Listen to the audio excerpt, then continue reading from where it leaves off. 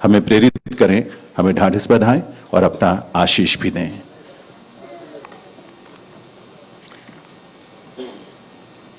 माननीय मुख्यमंत्री पंजाब राज्य श्री भगवंत सिंह मान जी, हमारे मित्र, आम आदमी पार्टी के व्यवस्थापक, माननीय मुख्यमंत्री दिल्ली श्री अरविंद केजरीवाल जी, दोनों राज्यों के, तेलंगाना और पंजाब राज्यों के चीफ सेक्रेटरीज,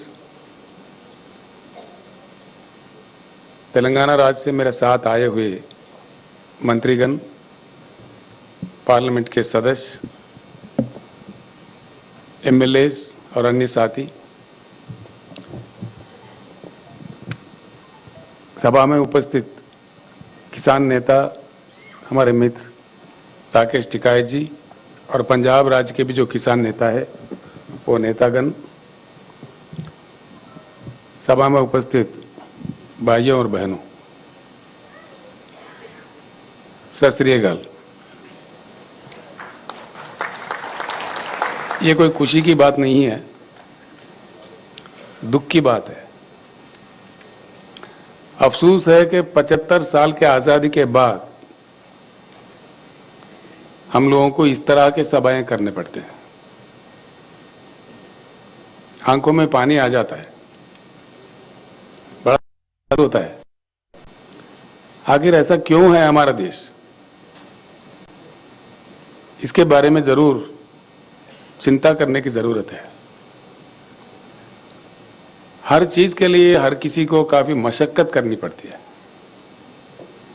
इसके जड़ कहां है, इसका वजह क्या है, इस चीज पे जरूर चर्चा हो, ये मैं दिल से चाहता हूं। हिंदुस्तान के एक शहरी होने के नाते कईयों ऐसी समस्याएं हैं जिनके लिए लोगों को लड़ने पड़ते हैं, मरने पड़ते हैं, शहादत देनी पड़ती है। क्या मजबूरी है? हम ही नहीं, दुनिया में कई देश है, समस्याएं हर जगह होती है। ऐसा नहीं कि किसी समस्या किसी देश में नहीं है, लेकिन हमारे पास जिस प्रकार की समस्याएं हैं, इस प्रकार के कहीं भी नहीं होते। खैर, आप लोगों ने जो शहादत दी है, आपके परिजनों ने किसान आंदोलन चलाते हुए केंद्र सरकार को मजबूर करके अपने कानून वापस लेने तक जो लड़ाई जारी रखे, मैं उन तमाम किसान नेताओं को, किसान भाइयों को सर झुका के प्रणाम करता हूं। जो लोग शहीद हुए, हम उनको वापस तो ला नहीं सकते, लेकिन जैसा माननीय केजरीवाल जी ने कहा, माननीय मान साहब ने कहा,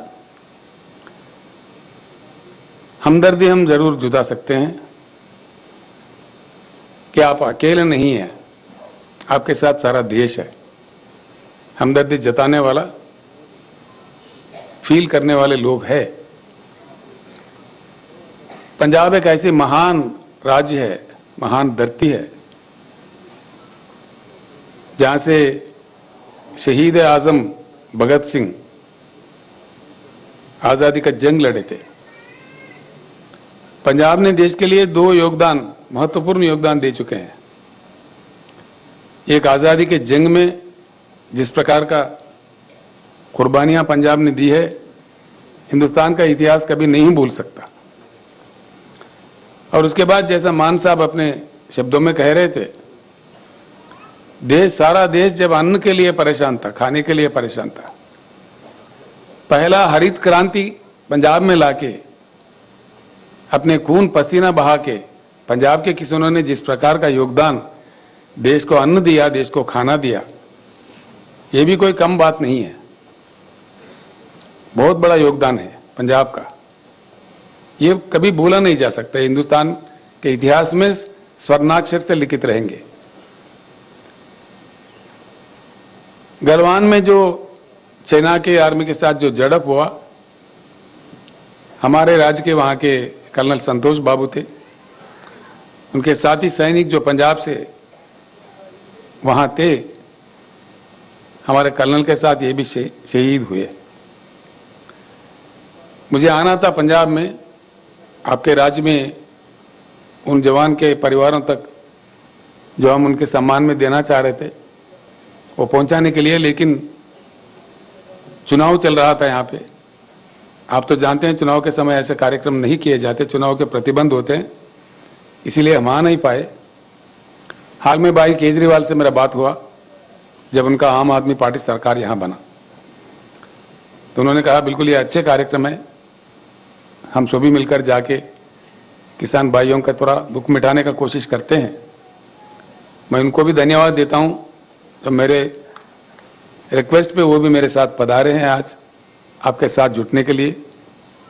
मैं उनको मेरे तरफ से, तेलंगाना जनता की ओर से और तमाम भाइयों के, तमाम परिवारों की ओर से उनको धन्यवाद भी देता हूं।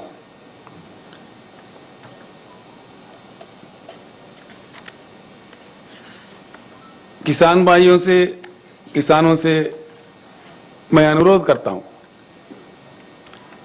जैसा केजरीवाल जी ने कहा, हर राज्य में राज्यों के सरकार कुछ ना कुछ प्रयास कर रहे हैं, हम भी कर रहे हैं। हमारे पास तेलंगाना राज्य बनने से पहले हमारे किसानों का बहुत दुखद स्थिति थी। एक एक दिन 10-10, 12-12, 20-20 किसान आत्महत्या करते थे।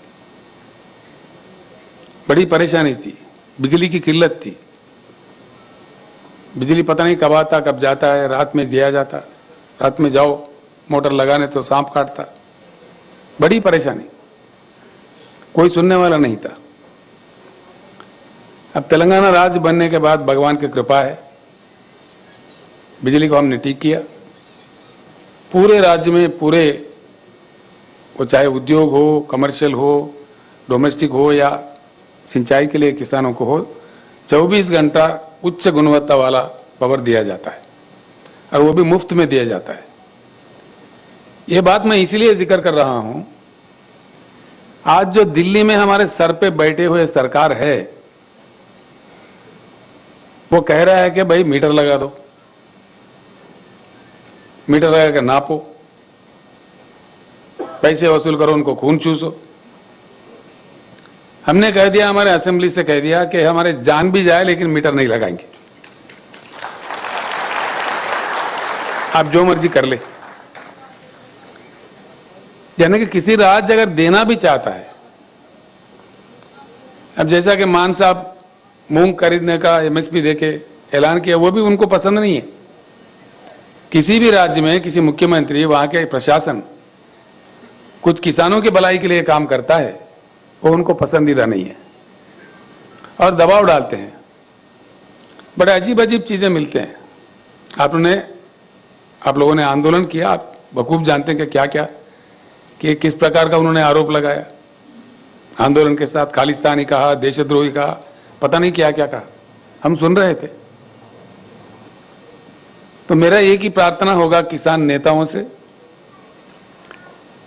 इस आंदोलन को हम जरूर जारी रखें।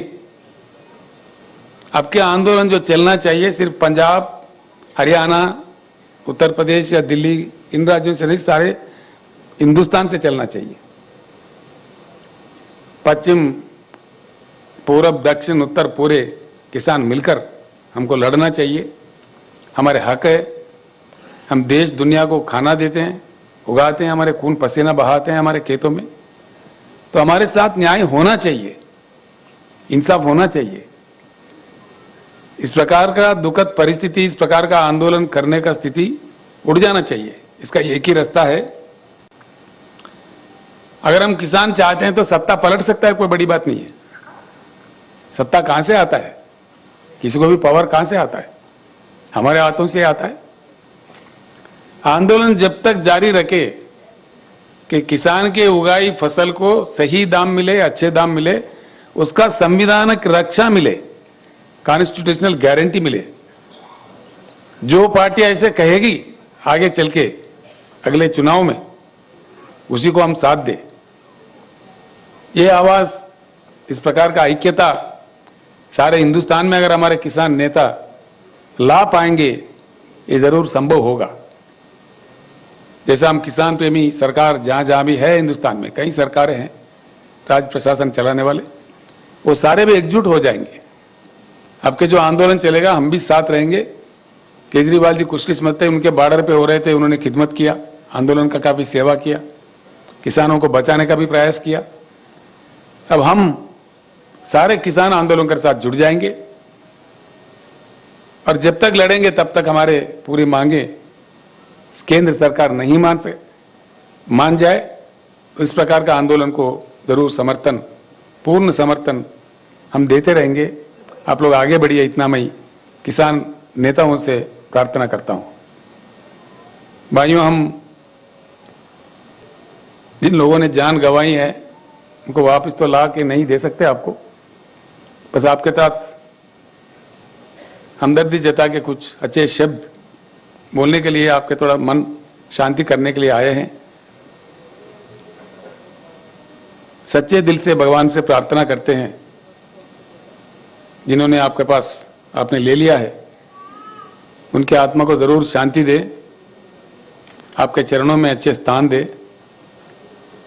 और परिवारों से भी हम प्रार्थना करते हैं जो आत्मशक्ति दे इस दुख को सहने का भगवान आपको सौंपे। इतना कहते हुए मैं अपना शब्द समाप्त करता हूं। धन्यवाद।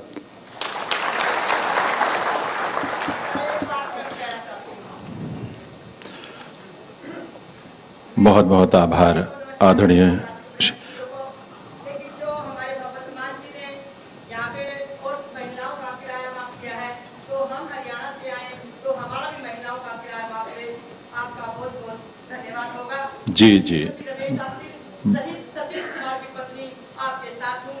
जब तक मेरी तन में खून रहेगा, एक एक खून अपने समाज के लिए, अपने भाइयों के लिए, अपनी जी जान के लिए, लड़ने के लिए तैयार।